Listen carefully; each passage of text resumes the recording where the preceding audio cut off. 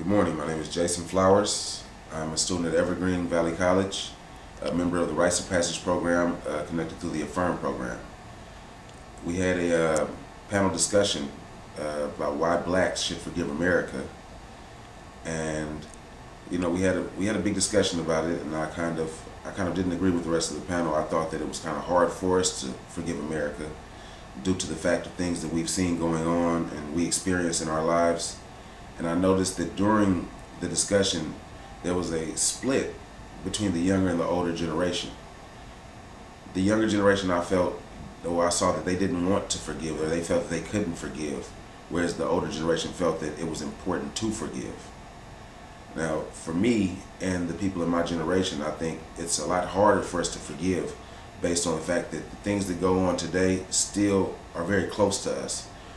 We see police harassment. We deal with our friends being killed by police. We deal with the thoughts pattern of the police force and America as a whole towards us as young black Americans.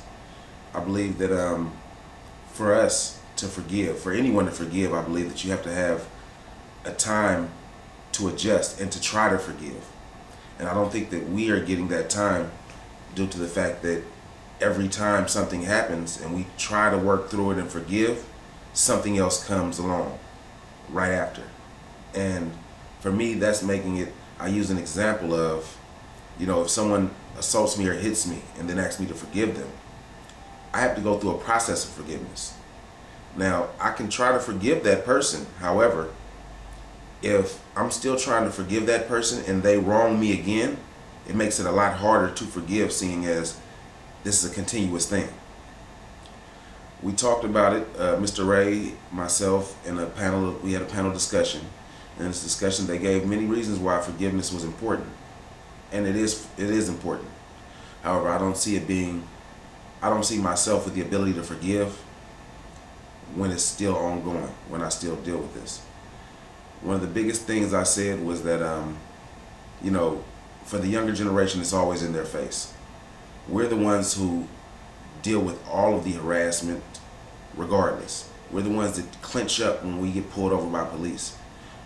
And after the panel, I did some more thinking on it, and I thought about it, and what came to me was that for the older generation, it's very understandable how they can forgive, as well as how they were so angry in the first place.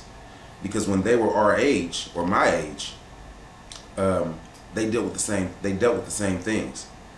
However, now they're a little older, they're more established, they have their careers and their families, and they're less likely to be harassed or bothered by the police, or they're less likely than we are in my age group, which would be 18 to 35. As far as I see it, there's a mentality among the police, there's a mentality among Americans and outside of this country that young black men and women, but men specifically, are not to be trusted, that we're criminals, lazy, just not good people to want to be around or be involved in business with.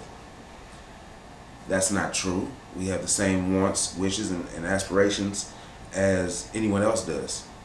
And I think sometimes we get kind of railroaded into a position or a situation where we do or act out certain ways, and these things lead to the thought pattern that, hey, these actions lead to them thinking that, hey, these guys are no good.